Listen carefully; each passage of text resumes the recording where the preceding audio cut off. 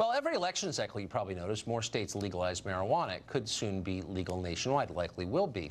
But with drug abuse of all kinds soaring and American youth falling apart, is legalization a good idea? And what exactly do we know about marijuana? David Bienenstock is the author of How to Smoke Pot Properly and co-host of the podcast Great Moments in Weed History.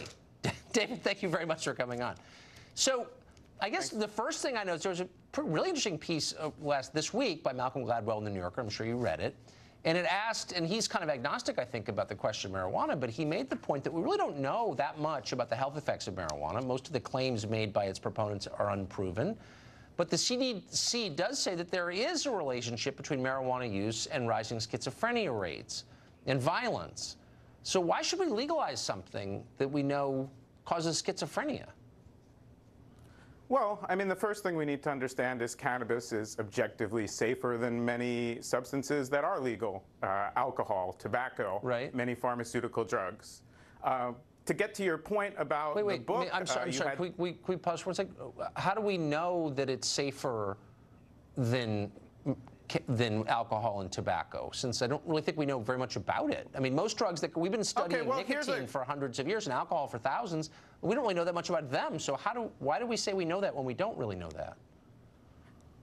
We can compare the number of people who die from each substance every year. Hundreds of thousands of people from alcohol and tobacco and 0 people from cannabis. So, you know, really? Just as a shorthand, no, that's not actually true. There has never been a death attributed to cannabis. Absolutely, really, there have been many Saying deaths something's not true. Well, I'm going to. If it is true, as the CDC says, that cannabis use looks like it causes or spurs. What is a lethal dose of cannabis, Tucker? What is a lethal dose? If it causes How much do you have to consume? hold on. What percentage of people with schizophrenia? Right.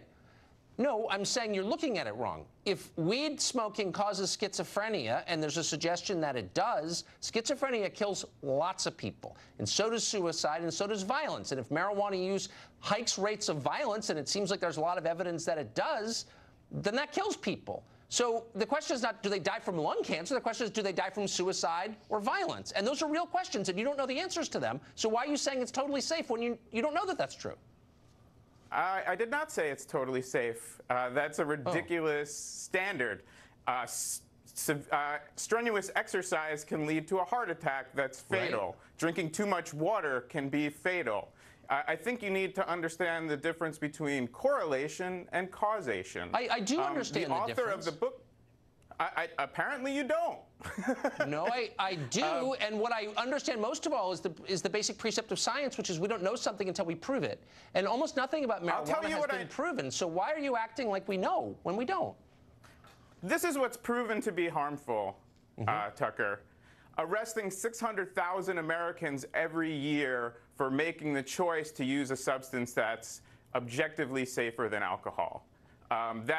And doing it in a way that targets the poor and minorities disproportionately is devastating to those communities. But you're making but I'm not arguing. But you're missing. I'm not arguing in favor of that. You're making a parallel argument and so you don't want to arrest anybody for cannabis? I'm always for unfair application of the law. I'm always for hassling people for things that aren't really bothering others, but that's not really the question. So I've never been for like rousting people from their homes for smoking weed. I'm totally against that. But that's very different from legalizing it everywhere, which increases the rate of kids smoking weed. And if it really does cause schizophrenia, I should be really afraid of that, no?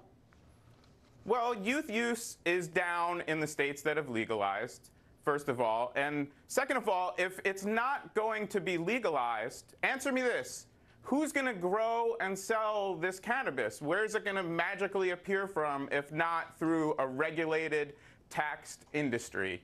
If my aunt in Kansas comes down with cancer, where am I going to send her to buy a safe, lab-tested medical cannabis product to save her life? In your system.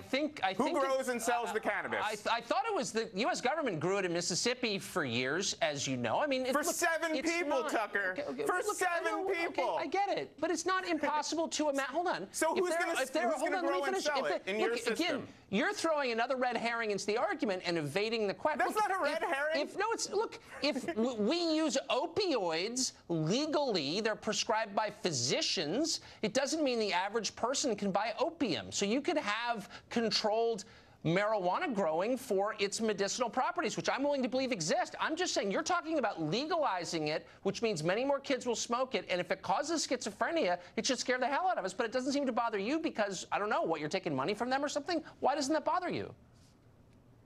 Tucker, you know, you're the one on here repeating old lies, old distortions, debunked claims.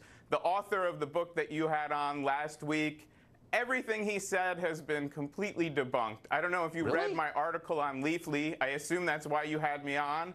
No. But many of the people in the studies that he cited have gone on Twitter to say you grossly misrepresented our findings. Okay, the well, National Academy of Medicine I'm report, not an expert in this. the author said you misrepresented. You're not an expert, but you're supposed to do your job. No. You're supposed to learn about these things. Did you read my article wait where a second. I debunked all of this? Let me ask you one. Let me send out one question. This is my real concern is schizophrenia because I think it's such a terrible disease and we can't cure it, and a lot of people die from it. It's horrible, as you know. Is it untrue, do you think, that marijuana use looks like it could increase the rate of schizophrenia? Is that a fake statistic? It's a sincere question to you. I'd say, you know, we need to know more, and we should know more, but having you and authors come on and just confuse causation and correlation does no one a good service. I'm asking you a sincere question, and you don't seem to be interested in answering it. Here's my sincere answer. We've had societies where the rates of cannabis use has gone way up, and the rates of schizophrenia have not gone up at all. So to me, that would put a lot of cold water on your idea that there is an epidemic of violence and schizophrenia. I thought you were just lecturing me about causation and correlation, but then isn't that what you're doing? Okay, look, it's an open. I have zero interest in banning anything. I just think that we don't know that much. I don't think you really know anything. Why did you have me on if you have zero interest in debating me? Yeah, I was debating you. We're out of time. David, thank you. I appreciate your coming on. Sure.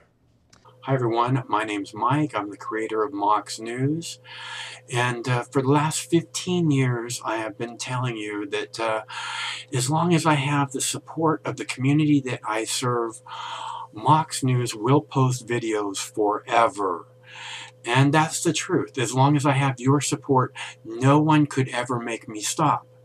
Unfortunately, currently, less than 1/2 of 1/10 of 1% of Mox News viewers ever donate, tip, or contribute anything back.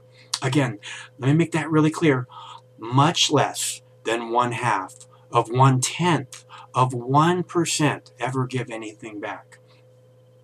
And to those of you who have donated to Mox News, I want to thank you so much, because it's because of your generosity that we have been able to bring attention to important videos that millions and millions of eyes would have never seen. And I think that that's an amazing thing that we've been able to make happen together. And I can't thank you enough for helping me make that happen. So it's not too late. If you'd like to see Mox News covering the 2020 presidential election, if you can't imagine the 2020 presidential election without Mox News, please, there's still time. You can make a difference. It's easy to make a contribution, donation, or tip. You can go to moxnews.com, or in the text body of this video, there are clickable links to the Patreon page or to the PayPal page. And again, it should take less than 2 minutes to make a donation, and your donation can make a big difference. So I thank you all. Stay cool. One of these days this war is going to end, and it would be awesome if Mox News could be there to celebrate that day with you.